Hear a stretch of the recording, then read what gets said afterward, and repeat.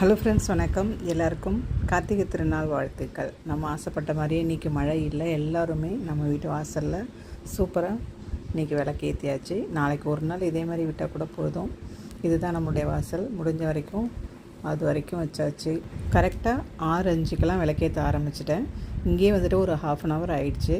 அதுக்கப்புறம் பார்த்திங்கன்னா வாசலில் விளக்கு வச்சுட்டு நிலைவாசலில் வச்சுட்டு அதுக்கப்புறம் உள்ளே போயிட்டு பூஜை ரூமில் விளக்கேற்ற ஆரம்பிச்சிட்டேன். விளக்கேற்றி சாமி கும்பிட்டு முடிக்கிறதுக்கு கரெக்டாக நமக்கு பார்த்திங்க அப்படின்னா ஒரு 7:30 ஆகிடுச்சு. இன்றைக்கி பிரசாதம் வந்துட்டு அந்த கார்த்திகை அப்பம் செஞ்சுருந்தேன். பொரி உருண்டை, இந்த வாழைப்பழம் இதெல்லாம் வச்சுருந்தேன் பாருங்கள்.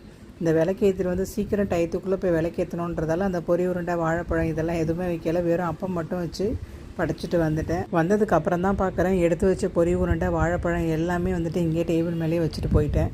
நல்ல வேளை அந்த அப்பத்தையாவது எடுத்துகிட்டு போனேன்றது அப்புறமா தான் தோணுச்சு. இன்றைக்கான பாராயணம் நல்லபடியாக முடிஞ்சது.